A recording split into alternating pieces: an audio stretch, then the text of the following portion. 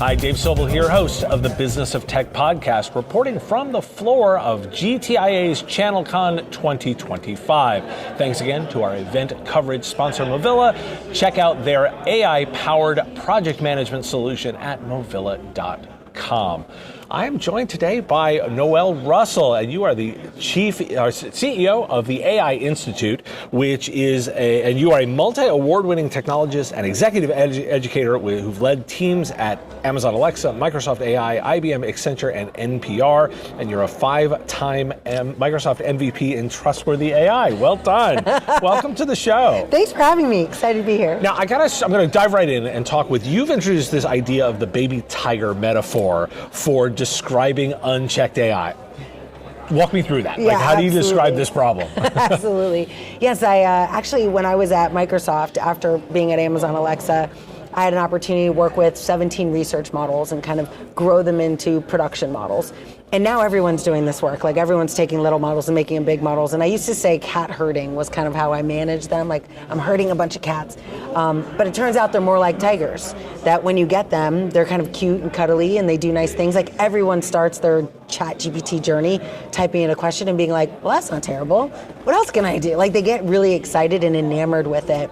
But over time, people don't ask really important questions that you're going to wish you had asked when you get to 1 billion users. You want to answer questions like, how big are you going to be? I always say, like, look at its paws. How big is it going to be? Or it's razor sharp teeth at birth. Like, what is it going to eat? What data does it need? Where is it going to live? What happens when you don't want it anymore? These questions, when you ask, the problem is, I guess people don't want to ask these questions when they're in cute baby tiger mode, right? Like, they just are like, it's so awesome. You don't want to be that kind of buzzkill that says, hey, let's slow down a second and find out what the impact of this system might be. And that's what I focus on. Now, asking those questions, I'm all for, right? Yes. That's the focus. But I want to understand where the line of who needs to ask it. Because my understanding and my look at the technology, and as we've rolled it out, is most organizations are likely not to roll their own models. They are likely to leverage someone else's. Where is the line for where those risks are? Because you're exactly right. Like, I don't need to know how big the tiger is if someone else is managing the cage and the management and all of that stuff. I just want to know what can be produced. Yes. Where is the line and which questions are on which side of the line? Oh my gosh, very interesting question. And I, of course, you mentioned I'm a 5-time MVP for Microsoft, specifically in trustworthy AI and in AI Foundry, which means I'm a builder that makes sure I build responsibly. And Microsoft Responsible AI, their division, created a framework called the AI Safety System. And this is how you can kind of think about where your responsibility lies. And you actually don't get off the hook as much as you might think using someone else's model. At the top of the kind of concentric circles is human AI experience. Like, everyone has to decide how humans and AI are going to work together before you even start to solve the problem. Like, make a decision about what is AI going to do and what is the human going to do. And there's an entire toolkit called the HACS toolkit around that. But the second piece is every single model has the ability to be instructed, told what to do. You probably have heard of meta prompts or system prompts, right? Most organizations go right to prompting a model without actually controlling how that model will behave. So the system prompt, those are the questions we get to ask as users. We don't own the model selection, but we do own, okay, I'm using ChatGPT or I'm using Omni. I'm now leveraging this model. How do I control what truth is? How do I know what data set it's going to go against? How do I control its grounding? Those are all questions, what are you going to eat? Where are you going to live? Those are things that I'm still going to ask at that level. I just do it with my words. And I think that's actually pretty powerful, because now you're not asking an engineer to do that work, right? You're saying, hey, business user, if you want to use this model to solve your problem, your job is to clearly articulate to that model what success looks like. Then we get into the harder questions of, like, model selection. Do I use ChatGPT? Do I use Gemini? Do I use Copilot? And then inside Copilot, do I use, any number of OpenAI models? That process actually has been helped by a program launched by Stanford, actually called HELM, Holistic Evaluation of Language Models. And what I always like to tell people is this is a thing. Like, you actually can find out if a model is going to be predisposed to racism, sexism, accuracy, model errors. We know that now, but most people don't even know that that's a choice that they can make. And then the final level of that system is infrastructure. And again, most of us are not going to choose where the infrastructure is, but we do have the responsibility of asking the question, where is that? Where is it hosted? If you're hosting this? Is this on NVIDIA? Is it on Microsoft? Because you can then understand the ethos and culture of that company to know, are they going to do right by the planet? Or, and I hope that we become leaders that are willing to ask these kinds of questions. Now, there's two obvious follow-ups, so I'll start with the first one. Yeah. Where does accountability fit into all of this? Yeah, so I always say, I actually stopped using the term responsible AI and started calling it accountable AI. And I think the reason I like the age that we're in now is that when you start building, at each one of these safety system levels is a level of accountability, right? So first, I would start even with the system prompt. Like you as the business leader, and this is why I created AI Leadership Institute, because as a leader, your job now, you might never hire another human employee. Like that could be true for some companies, but you are definitely going to lead machines. And so your understanding of leadership is incredible, or incredibly important. And the reason I say that is because accountability now goes all the way down to the person using a shadow AI system at the bottom of your organization. And we're now seeing research showing that engagement, like employee engagement, because anyone in the company can use AI, you want to make sure those employees are engaged with you, aligned with your core values, willing to do things in conjunction with what you're trying to do. Disengaged employees now become a huge security risk in the world of this kind of shadow AI capability. It doesn't have to be mapped to a person. Doesn't accountability have to come back to a human every time? I think the thing is that human, though, may not have necessarily a title that matches their level of accountability. That a systems engineer will have accountability in this world because their job is going to be to prompt a machine to generate firewall rules, for example. And that person needs to be held accountable to developing those resources. It's not going to be their boss's job, right, to be accountable for that. Every single person in the organization will need to be educated on what good looks like when speaking to an AI model. We call it prompt engineering, right? That there's a new level of prompt engineering success that every employee is going to need to be educated on. So, but again, wouldn't there be a responsibility of the organization to ensure that the people are done with that? Like if I have not successfully trained this person or certified these people, then the accountability falls to the person in charge? So I do think it's cascading, right? So I think one part is that everyone in the organization is accountable, but what they're accountable for and who they're accountable to kind of rises up. And what I'm finding is that executive ranks, businesses, the leadership in the company is driving it more than just the tech. In the past, I feel the technical leadership did a lot of this driving. Now, because I can build things without an engineering background, I can now build solutions as an executive, as a head of revenue, as a head of procurement. I can build AI systems, so the accountability now lies with the person who owns the problem. And I think that's a little bit different than what we've seen in the past, where engineering has often taken on problems that they don't own and tried to solve for them. Today, we're seeing a lot of executives solve their own problems with this technology, leaving them to be the accountable resource. Which at some level makes sense. Yes, I actually think it's a good idea. Right, if the level matches to that point. Get ready, AI-driven project automation isn't the future, it's here today. Movila offers a fully integrated intelligent platform that combines real-time risk management and remediation, smart scheduling, resource capacity management, and AI-enhanced project coaching. By pulling in data from PSA, CRM, calendars, tickets, and time tracking tools, Movila continuously recalculates schedules, flags delays, identifies overbooked resources, and guides users through fix-it steps, with templated and analytics to improve estimates over time.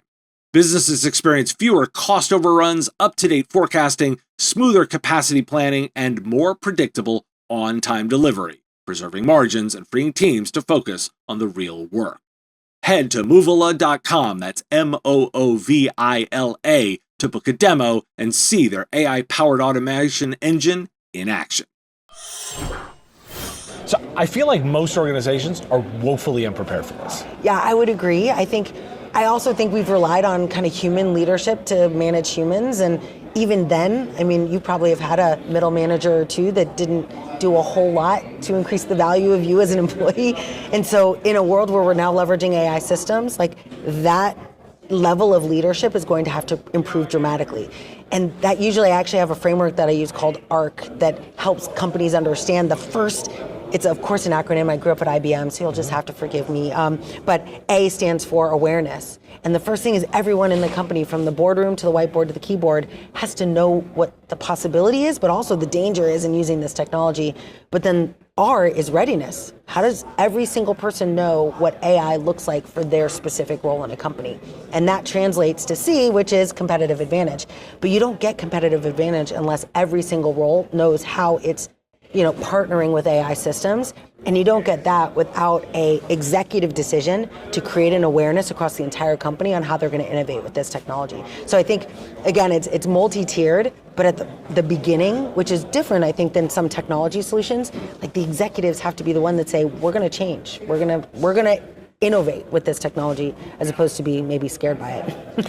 How worried are you about some of the underlying cost models of what's going on? I mean, I've quipped a few times. I mean, OpenAI is setting money on fire. Like they are spending, far more money than they're bringing in, and the problem is getting worse, not better. Yeah. And if we look across the industry, like Google, Microsoft, they're not necessarily making a lot of money here, but making a lot of promises and rolling out a lot of stuff. How worried are you about some of the underlying financials of what we're seeing? Well, I guess I have the advantage of growing up with Jeff Bezos at Amazon in my AI journey, and he was notorious for building red line, like in the red businesses that would eventually turn profitable, but also thinking about the strategic impact. And so I think even though these companies are showing that they're maybe in the red, from a profitability perspective, their impact, their market share are all signals that Amazon's organization themselves used to redefine what success looks like.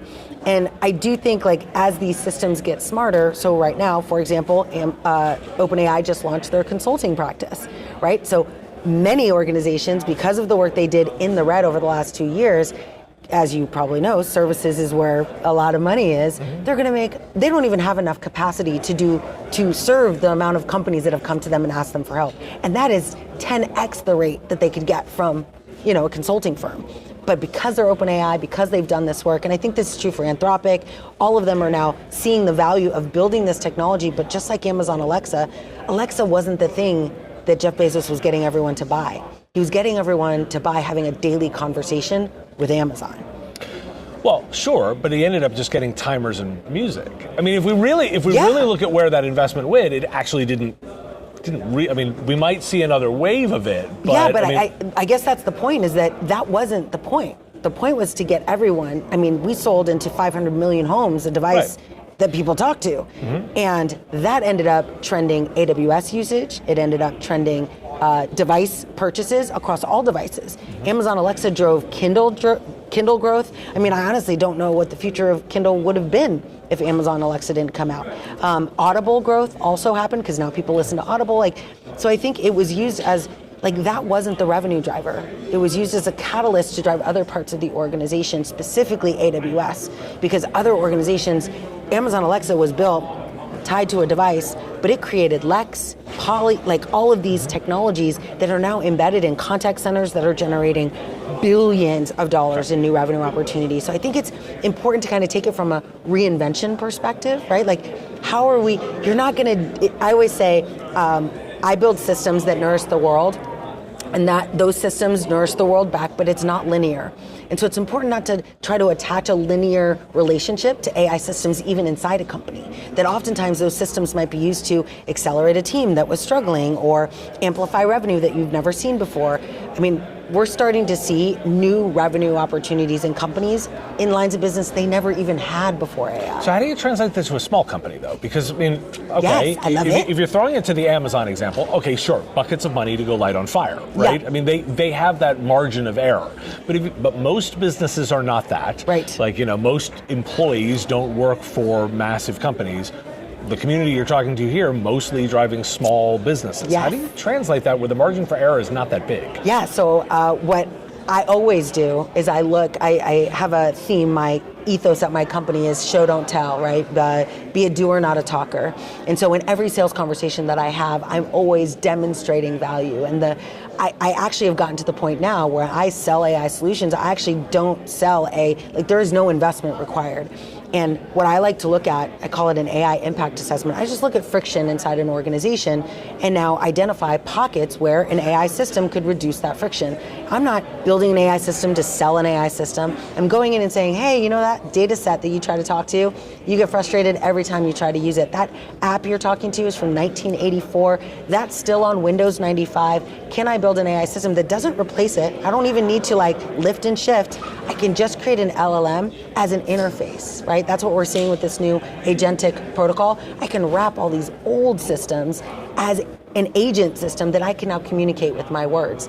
But the biggest thing for small companies, and actually I heard someone yesterday had a session here on it, so I didn't get to see it, but I wish I had. But my biggest area of my business is in helping. The hardest part of most small businesses is not getting leads, most people can buy leads, but turning those leads into sales calls.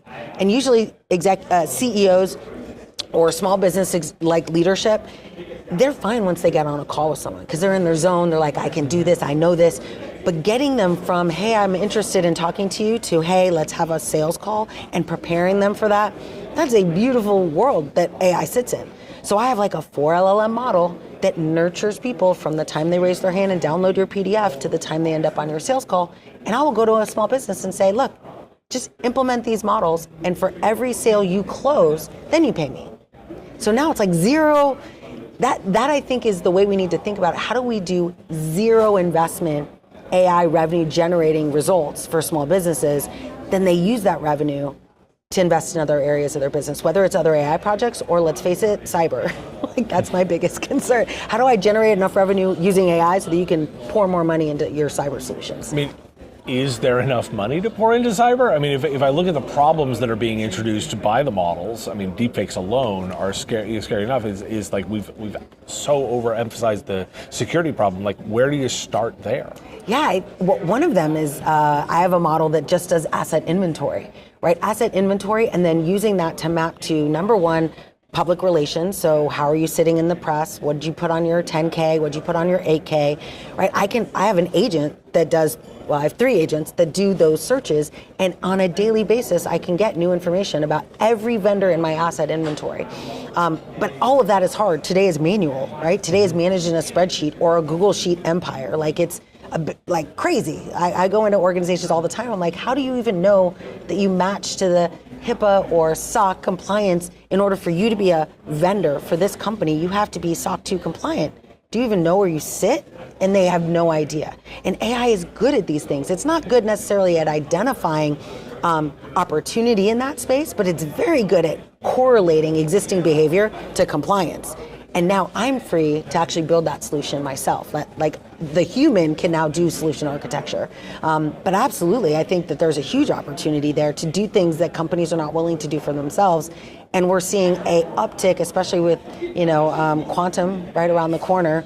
I think we're going to see a huge interest in how do we protect these companies, especially the small ones.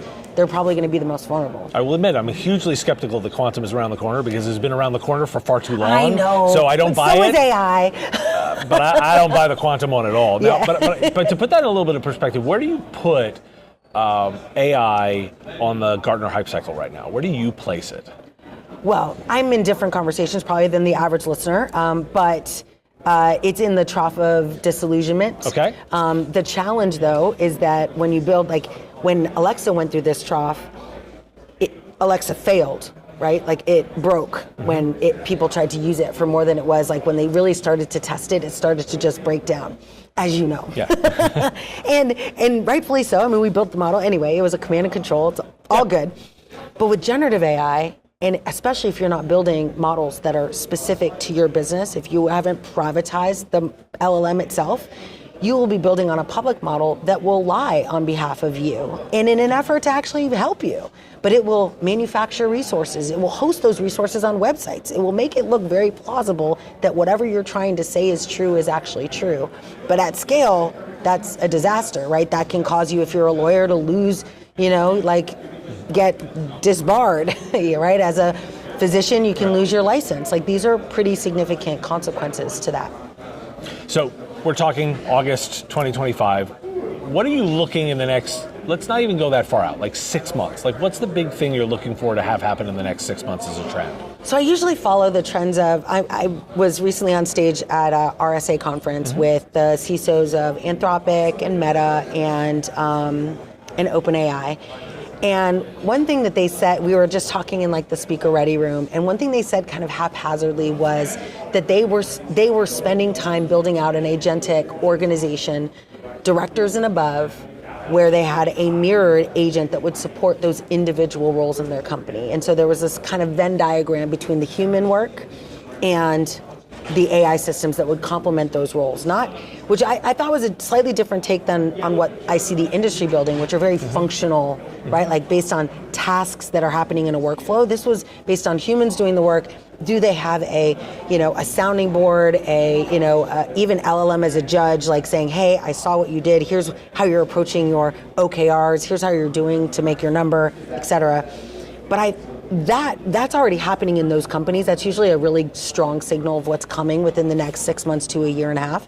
But then I got an opportunity to work with a couple other big companies and realized that they're already starting to see this correlation between HR and agentic workflow. So who's the best person in the company to decide what those AI systems should be? It'll be the people that understand those humans the most. So that's the second part that I'm seeing is like in the immediate term, people are going to be looking to augment the decision makers in their company with AI systems that just help them figure out the nonsense that they deal with every day, right? This would be like BI dashboards from 7 years ago, right? But now it's going to be an AI system that nudges instead of nags, right? It's going to surface information proactively as opposed to reactively.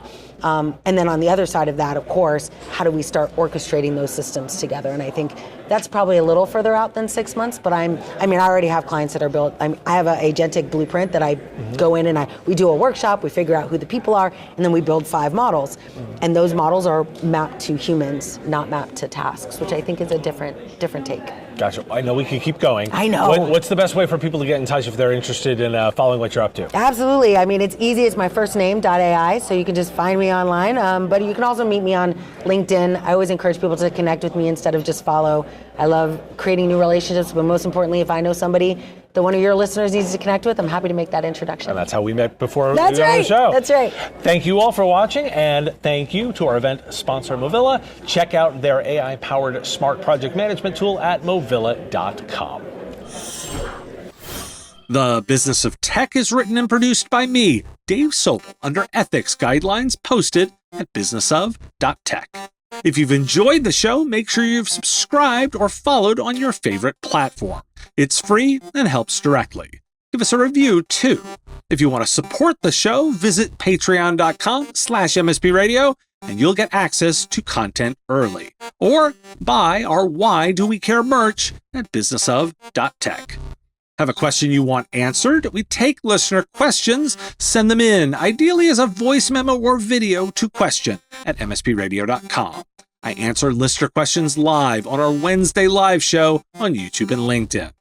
If you've got a comment or a thought on a story, put it in the comments if you're on YouTube, or reach out on LinkedIn if you're listening to the podcast. And if you want to advertise on the show, visit mspradio.com/engage. Once again, thanks for listening, and I will talk to you again on our next episode. Part of the MSP Radio Network.